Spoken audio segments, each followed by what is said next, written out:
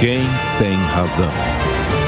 A cruzada que nós temos agora é apenas manter a Constituição vigente. E a gente está percebendo que há uma série de afrontas à Constituição, seja no quesito da liberdade de expressão, seja na liberdade de imprensa, seja da manutenção, aliás, de se usar a censura que é vedada dentro da Constituição, mas, sobretudo, a questão de ter a separação dos três poderes. A gente tem vindo já de algum tempo em que um poder está se sobrepondo aos outros. Doutor Ivan Araújo, presencialmente aqui, eu começo com o senhor, por gentileza. Nós estamos vendo afrontas à Constituição. Como evitar que isso continue ocorrendo? Como retroceder, obviamente, e voltar ao seio da Constituição tal como ela foi escrita e reformada durante todos esses anos, mas sempre de forma democrática?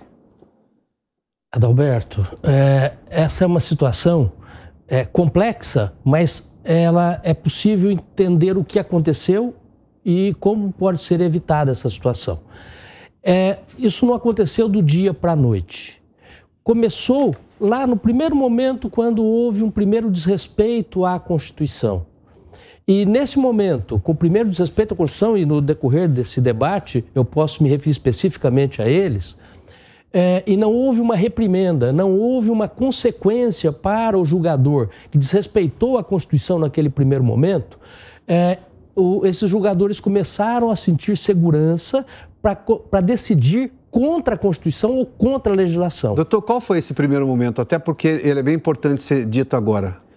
Eu vou mencionar um momento que seja antigo, talvez não seja exatamente o primeiro, né? mas um momento antigo. Naquele instante que se decidiu que a prisão em segunda instância poderia ocorrer, a execução da pena, a partir de uma decisão de um colegiado de segunda instância. E aí, nesse momento, muitas pessoas, em homenagem à segurança pública, disseram, olha, isso é bom, mas não perceberam que, naquele momento, estava havendo um desrespeito à Constituição que estabelecia a presunção de inocência. E essa mesma decisão que foi tomada lá naquele instante, houve, posteriormente, uma mudança de posicionamento, a Constituição não mudou, e ministros que decidiram daquela maneira, decidiram de maneira contrária no momento posterior. Sim. Ou seja, a Constituição é a mesma e o ministro muda de posicionamento em relação ao mesmo fato. Então, nós temos aí uma percepção que o texto da Constituição passou a não valer para o Supremo Tribunal Federal. E na medida em que se decidia contra a Constituição Federal e não havia nenhuma consequência para esses julgadores, que poderia ter havido pelo sistema de freio de pesos e contrapesos, né? Então não ocorreu nenhuma reprimenda, nenhuma consequência, eles foram somando tijolinho por tijolinho, decisão por decisão. Nós temos várias decisões que eu posso mencionar hoje e que chegou um momento que se tornou superpoder. Houve uma apropriação de poderes, assumindo poderes do legislativo, funções do legislativo, estabelecendo proibições ao executivo de atividades que eram próprias do executivo, e aí virou um superpoder. Sim. Então, tem dos dois poderes aqui, eu tenho representantes ou conhecedores profundos desses dois poderes aqui.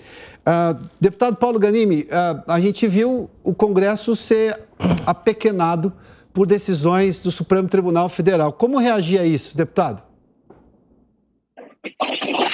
Bom, boa tarde a todos, boa tarde, Piotr, boa tarde também aqui aos nossos espectadores. Olha, eu acho que o Congresso tem que ter coragem de enfrentar isso. Eu apresentei recentemente um projeto de decreto legislativo para sustar, por exemplo, essa decisão recente do Tribunal Superior Eleitoral, que dá plenos poderes ao Tribunal Superior Eleitoral. Há controvérsias, eu sei, até que nossos amigos que entendem mais de direito do que eu podem falar isso, mas há precedente do Congresso sustando uma decisão do Tribunal Superior Eleitoral, que geralmente o PDL, o projeto de decreto legislativo, ele só é para sustar decisões do Executivo, mas há precedente, inclusive, em eleição. E eu acho que realmente... e por que o Congresso hoje ele se torna refém do Tribunal Superior Eleitoral, ele se torna refém de qualquer outra coisa? Ele se torna refém porque você tem muito parlamentar ali que precisa do judiciário para isso.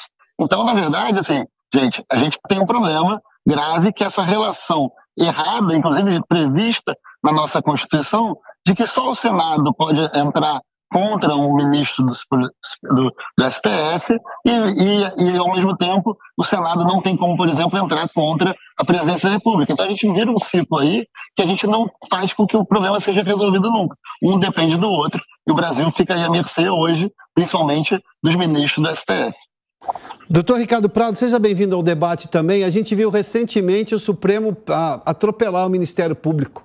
A gente viu, inclusive, a vice-procuradora Lindora Araújo enviar uma carta, aliás, um documento extremamente duro à postura do ministro Alexandre de Moraes, criticando justamente e trazendo preceitos constitucionais que garantem justamente as prerrogativas que estão escritas lá ao Ministério Público. Na sua opinião, por que chegamos a esse ponto e como consertar isso tudo? Boa tarde, Piotr. Boa tarde aos ouvintes. É um prazer poder conversar com vocês. Eu não vejo a questão dessa forma. Eu acho que nós temos uma situação diferenciada, porque, na verdade, todas as questões estão sendo levadas para a Constituição. Você tem problemas, por exemplo, de economia, que hoje são todas tratadas através de emenda constitucional. Quando você leva essas questões do dia a dia para a Constituição, você acaba, na verdade, criando possibilidade de intervenção do Supremo. E essa intervenção do Supremo, ela só existe, na verdade, quando algum partido político, quando algum parlamentar, quando alguém, na verdade, aciona o Judiciário. O Judiciário não toma providência por si só, né? Quem pode acionar o Poder Judiciário são os partidos políticos, são os deputados, são os senadores, é o Ministério Público.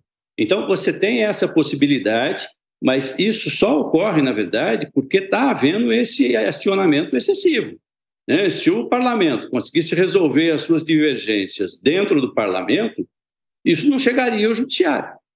Agora, se isso chega, é porque, na verdade, tem deputado, tem senador, tem partido político que está provocando isso, né? E você tem essa questão de colocar a economia dentro da Constituição. A economia é muito dinâmica, a economia muda muito. A solução que você tem num dia, na semana seguinte, já não resolve mais. E isso, na verdade, é um problema para a Constituição. A Constituição deveria se restringir a definir os poderes da República e os direitos e garantias fundamentais. Quando nós colocamos as questões econômicas no texto, é que nós criamos esse problema e nós criamos essa questão de você acabar tendo uma intervenção do Judiciário dentro de questões que, tradicionalmente, você não via. Tá. Mas é uma questão das mudanças que foram feitas na própria Constituição pelo Congresso Nacional, pelo próprio Parlamento, e não pelo Judiciário. Doutor Ricardo, só me permita fazer uma observação. Eu já vi várias vezes parlamentar cruzar a praça dos três poderes e ir ao Supremo, e ministro do Supremo de outras formações dizer: isso é um assunto interna corporis, resolvam vocês, eu não posso aceitar isso daí. Eu entendo a sua crítica de o parlamentar vai lá e provoca o Supremo se vê com o dever de responder, porque ele, obviamente, está lendo naquela condição. Mas, por exemplo, a gente viu decisão sobre nomeação de diretor da Polícia Federal, que é prerrogativa do Executivo. A gente vê um parlamentar que perde uma votação democrática pela maioria dentro do Congresso, não gosta daquela decisão e consegue uma liminar de um ministro do Supremo Tribunal Federal. E não porque está se afrontando a Constituição, é porque ele perdeu no voto. E aí, como é que eu controlo 503 deputados e 81 senadores? Mas aí eu volto àquela questão. Eu já vi várias vezes ministro do Supremo dizer: isso não é um assunto para ser tratado aqui. Eu não vou nem aceitar a sua reclamação, porque não cabe aceitar essa reclamação. Não é um assunto constitucional que eu tenho que me manifestar. Eu já volto ao senhor. Doutor Ivan Araújo, o que a gente está falando são dos excessos. A gente não está falando da atuação do Supremo prevista na Constituição, quando provocado, obviamente, se é um assunto constitucional. Mas tem muita coisa ali que chamou-se de ativismo tempos atrás, agora está se chamando de outra coisa. Mas, enfim, esse é o problema em relação a, por exemplo, desconsiderar uma decisão do Ministério Público, que tem a prerrogativa de dizer se avança ou se não avança determinado processo. Perfeito, Piotr. É importante observar que o Supremo não tem competência para atuar em todas as searas, em todas as áreas. Na medida em que chega um pedido a ele e que não é da competência dele, ele tem que dizer que não é da competência dele. A situação, vou mencionar um caso emblemático que aconteceu no Supremo. A prisão do deputado federal Daniel Silveira. Nós não vamos levar em consideração o que ele disse. Sim. Isso não é relevante para nós. Mas foi uma manifestação de opinião. A Constituição diz que o deputado federal, o senador, o deputado estadual, ele tem imunidade. E essa imunidade, em relação à manifestação do pensamento, que é a opinião, é uma imunidade material. E a imunidade material significa que o fato não será sequer considerado crime. Ele não pode sequer ser processado. Aí o Supremo Tribunal Federal entende, mas a fala dele colocava um poder contra o outro. A questão é, se a Constituição Federal não excepcionou, se ela não falou qual opinião que não poderia ser dita, se ela disse crime de opinião, não importa qual seja a opinião, não compete ao intérprete excepcionar. Ele fala assim, bom, eu não gosto dessa regra que é muito larga, muito aberta, e agora entendo que eu vou criar aqui esta vedação. O Supremo Tribunal Federal, quando faz isto, ele está usurpando a função do Legislativo, que é o Legislativo, nesse caso, o Legislativo Constitucional, foi um poder constituinte originário. Então, ele está usurpando essa função. Ele não pode. Quando ele cria regra, ele está usurpando a função do Legislativo. Só o Legislativo pode mudar na criação de regras. O Judiciário não. O Judiciário, a função dele é fazer cumprir essas regras. Então, esse tipo de situação leva o Judiciário se sentir cada vez mais forte, cada vez mais forte, cada vez mais forte, não tem consequência nenhuma, não tendo consequência nenhuma, os outros poderes vão aceitando e não tendo consequência nenhuma, o que acontece? Ele acaba mandando em todo mundo e todo mundo passa a temer o Judiciário. Deputado, já volto ao senhor. Doutor Ricardo Prado, foram essas as ponderações que eu quis fazer, respeitando, obviamente, a sua opinião, mas há excessos, a gente está falando dos excessos. E, obviamente, que eu tenho que comparar o Supremo com ele próprio, né? Porque a Constituição é a mesma. A minha vida profissional é sobre somente essa Constituição. E eu já vi ministro do Supremo, não, isso não é da nossa alçada. Isso aqui é um assunto, para usar a expressão em latim, interna corporis, e mandava o deputado de volta. Agora não, qualquer coisa que chega no Supremo, eles aceitam e começam a legislar, e começam a decidir, começam a determinar. Isso é uma afronta lógica da convivência dos três poderes, independente e harmônica. O senhor não acha que temos um excesso nisso, doutor Ricardo? O que acontece é o seguinte, uma coisa é você questionar regimento interno do Congresso, tá? São normas internas do Congresso. Essas questões é que o Supremo tem tradicionalmente evitado ingressar na discussão. É norma do Congresso, o Congresso fez, é o seu procedimento, ele devolve para que o Congresso resolva. Agora, você tem situações, na verdade, onde o que se questiona é a norma em relação à Constituição. O Supremo não pode se recusar de julgar qualquer demanda que envolva a Constituição. Essa é a obrigação dele, certo? Como um governador não pode se recusar de governar o estado por qual ele foi eleito, certo? Se ele fizer isso, ele vai acabar sofrendo um impeachment e vai perder o cargo. Então, o ministro Supremo não pode se recusar de decidir questões que envolvam norma constitucional. O que ele, na verdade, o Supremo tem se recusado de ingressar são em questões regimentais do Congresso, que são questões completamente diferentes, tá? Então, isso é o procedimento porque você tem um processo legal tanto no Judiciário como no Legislativo, né? O Legislativo tem suas normas, suas regras de como ele tem que seguir para aprovar uma lei, tá? Então, quem controla isso é o Legislativo. O Judiciário tem as suas regras do processo, ele tem que ouvir as partes, ele tem que abrir o contraditório, ele não pode decidir sozinho. Se você tem uma liminar dada por um ministro, ele vai ter que submeter essa liminar ao pleno, né? O que nós tivemos de problema no Supremo era a questão das liminares. O Supremo foi criado, na verdade, para julgar coletivamente, certo? Por isso que ele é um tribunal. O tribunal é Supremo, não é um ministro. Então, é o tribunal que tem que fazer, é ele que tem que decidir, mas ele tem que decidir em conjunto. Porque aí você tem ministros indicados de várias fontes. Tá? E aí você tem uma forma mais democrática de chegar a uma decisão, porque você tem divergência. A própria interpretação do direito varia. Por exemplo, a questão do deputado Daniel Silveira. Né? Liberdade de expressão, o deputado tem, o poder do deputado é absoluto de expressão? Não é.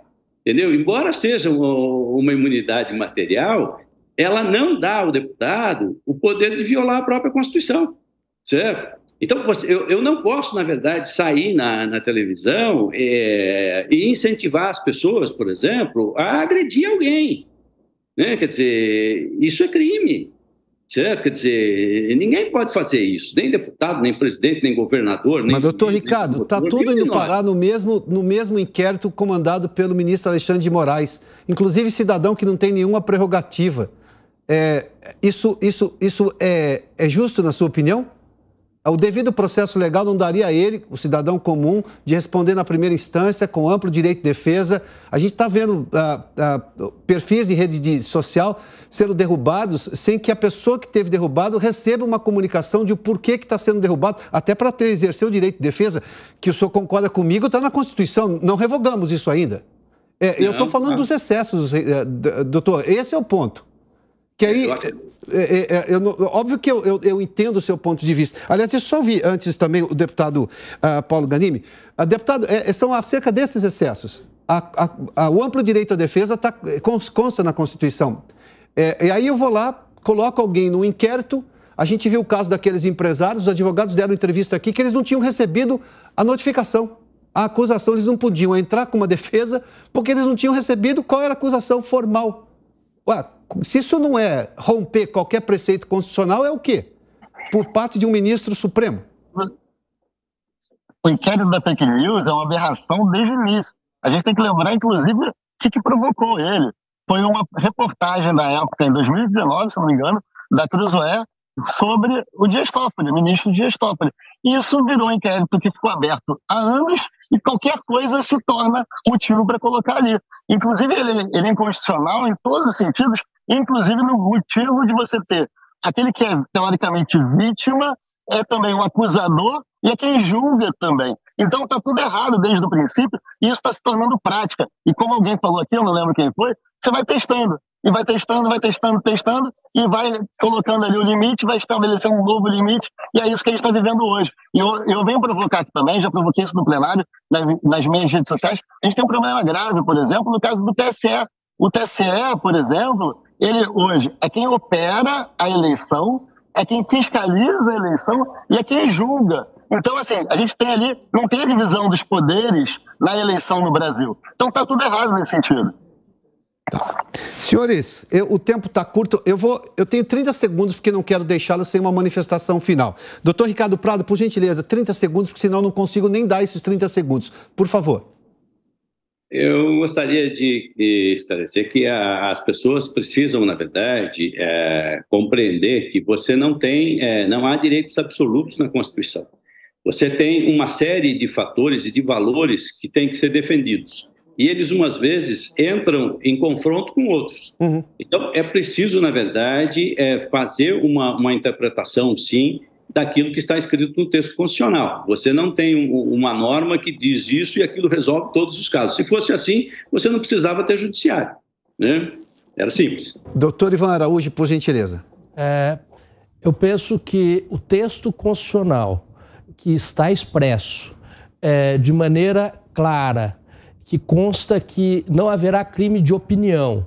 Se não houver uma exceção legal apresentada, não é possível que essa pessoa responda por crime de opinião, porque ele está falando em relação a crime mesmo, ele não está falando em relação a outra coisa. A Constituição diz que não será punido criminalmente e é uma imunidade material. Então, essa já é uma exceção. Normalmente, realizar uma ofensa, manifestar opinião de maneira que configura crimes, todo mundo pratica crime. Mas o legislador estabeleceu, constitucional, uma exceção que, em relação ao deputado federal e ao senador, não haverá crime. Então, essa é uma exceção apresentada pela Constituição e aí nós temos que interpretar o texto como ele está escrito, né? E não se basear, talvez, em outros princípios para poder anular ou diminuir a eficiência do texto constitucional. Ganimi, por gentileza, 30 segundos, por favor, deputado.